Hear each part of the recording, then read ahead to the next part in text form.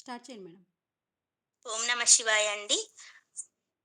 శివుడు, పార్వతి శ్రీశైలానికి ఎందుకు వచ్చారు అనేది చిన్న కథ ద్వారా తెలుసుకుందాం మనం. ఆహ్, ఎందుకంటే వచ్చింది సుబ్రహ్మణ్య స్వామి జననం తెలుసు కదా మనందరికీ.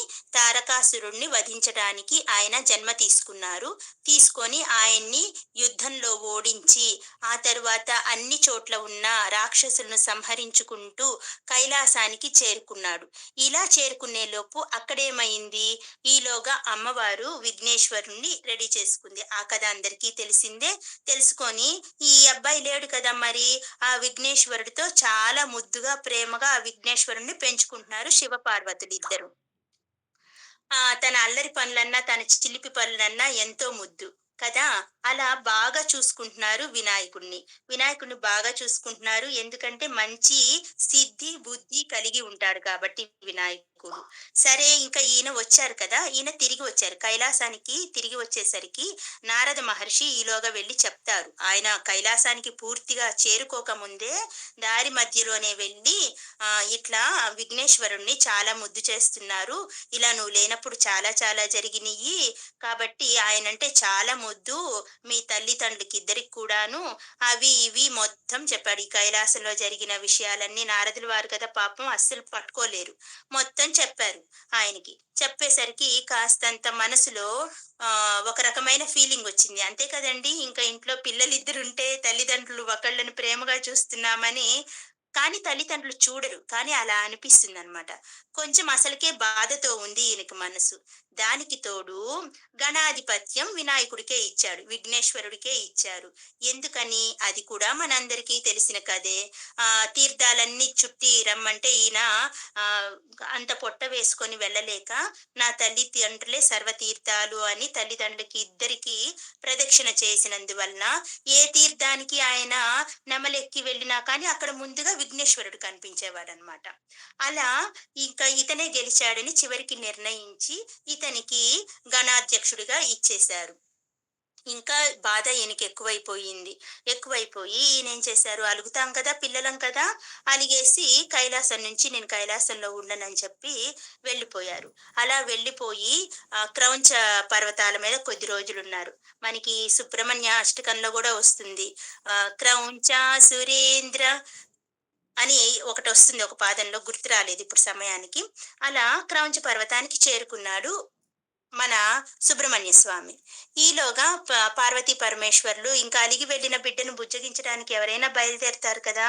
ఆ పలానా చోటున్నాడంట అబ్బాయి, వెళ్లి తీసుకొద్దాము అనుకోని ఇద్దరు అక్కడికి వెళ్ళేసరికి అక్కడి నుంచి వెళ్ళిపోయాడు. ఈయనకి ముందుగా తెలుస్తుంది అమ్మా, నాన్న ఇక్కడికొస్తున్నారని. మళ్ళీ అక్కడి నుంచి ఇంకొక పర్వతం మీదకి, అక్కడి నుంచి ఇంకొక పర్వతం మీదకి వీళ్ళు వచ్చేసరికి అతను వెళ్ళిపోతూ ఉన్నారనమాట. వెళ్ళిపోయి శ్రీశైలంలో చేరాడు సుబ్రహ్మణ్య స్వామి. ఈయన్ని వెతుక్కుంటూ వీళ్ళిద్దరు కూడా అక్కడికి చేరారనమాట. ఇదంతా దేనికి నడుస్తుంది? మొత్తం మన కోసమే అండి. ఆ శ్రీశైలం అంత పుణ్యక్షేత్రంగా మారాలంటే ఏదో ఒక కారణం ఉండాలి. నిజంగా సుబ్రహ్మణ్య స్వామికి అలా మనసులో కుళ్ళొచ్చిందా? ఆయన ఉదాహరణగా చూపించి మనం అలా ఉండాలా? కాదు కాదు. ఏదైనా లోక కళ్యాణం కోసం స్వామి ఏదన్నా ఒక కార్యం చెయ్యాలి అనుకున్నప్పుడు, కిందకి దిగి రావాలి అనుకున్నప్పుడు ఏదో ఒక నెపంతో వస్తారు. ఇలా ఉండకూడదు అని మనకి మంచి మార్గాన్ని చూపించటానికే కానీ, ఈ స్వభావాలన్నీ నిజమే కదా అని మనం దాన్ని ఆదర్శంగా తీసుకోవద్దు. మంచిని మాత్రమే తీసుకుందాం.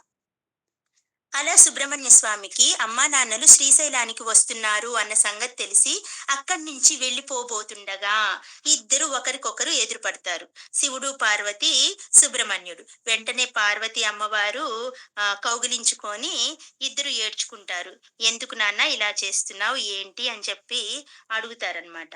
కాబట్టి అక్కడ తన బిడ్డని చూసి ఆమె మురిసిపోయింది కాబట్టి ఆ ప్రాంతానికి ఎవరైనా సరే భక్తులుగా వచ్చి దర్శించుకునే వాళ్ళందరూ కూడా శివుడు, పార్వతి వాళ్ళ పుత్రులుగానే చూస్తారంట. అది ఎంత ఏజ్‌లో వాళ్ళనైనా సరే, చిన్న పిల్లలనైనా సరే. ఇక్కడ పుత్ర వాత్సల్యంతో వాళ్ళు ఒకళ్ళు కౌగిలించుకున్నారు కాబట్టి, అక్కడికొచ్చే భక్తులందరూ వారికి పుత్రులతో, చిన్న పిల్లలతో సమానమంట. అలా చూసుకుంటారంట అక్కడికి వచ్చే భక్తులని వారు. సరే ఎలాగో బుజ్జగించారు. అబ్బాయికి నచ్చజెప్పారు. తీసుకెళ్ళడానికి ఒప్పించారు. ఒప్పించారు కదా! ఆ తర్వాత పార్వతీ అమ్మవారన్నారంట, "ఆహా! నా పుత్రుడిని చూపించిన ఈ ప్రదేశం ఎంత అందంగా ఉంది స్వామి. చక్కగా" ఇంకా చాలా రోజులు అక్కడే గడిపారంట వాళ్ళందరూ. "ఎంతో అందంగా ఉంది స్వామి. నాకిక్కడి నుంచి వెళ్ళాలనిపించటం లేదు" అని అడిగారంట. అని చెప్పిందంట శివుడితో. కానీ వెళ్ళాలి కదా దేవి అని ఈయన అన్నారు. అంతే కదండీ! ఎన్ని రోజులున్నా ఎక్కడ ఏ ప్లేస్ ఎంత బాగున్నా మన స్వస్థలానికి చేరుకోవాలి. ఇప్పుడు వీళ్ళెక్కడికి చేరుకోవాలి? చక్కగా కైలాసానికి చేరుకోవాలి మరి. అప్పుడు ఏమనుకున్నారు ఇద్దరు, సరే మనకి ఈ ప్రదేశం ఇంత నచ్చింది కదా! అమావాస్య పూట కైలాసం నుండి మీరు దిగిరండి. పౌర్ణమి పూట కైలాసం నుండి నేను దిగి వచ్చి ఇక్కడ కొలువుందాము అని ఒకరికొకరు చెప్పుకున్నారంట చక్కగా. అలా శ్రీశైలానికి శివపార్వతులు మొదటిగా రావటానికి సుబ్రహ్మణ్యుడు కారణమయ్యాడనమాట. అలాగా వాళ్ళకి ఆ ప్రాంతం చాలా బాగా నచ్చినందువల్ల ఇద్దరు అక్కడే సుస్థిర స్థానం ఏర్పాటు చేసుకొని ఉండాలని నిర్ణయించుకున్నారు. ఆ తర్వాత ఇంక వాళ్ళు అక్కడున్న తర్వాత స్థల పురాణం. ఆయన మల్లికార్జునుడిగా ఎలా అయ్యాడు, ఈమె భ్రమరాంబికా దేవిగా ఎలా మారింది అని చిన్న కథ ద్వారా అది కూడా మనం తెలుసుకుందాం. ఓం నమ శివాయ.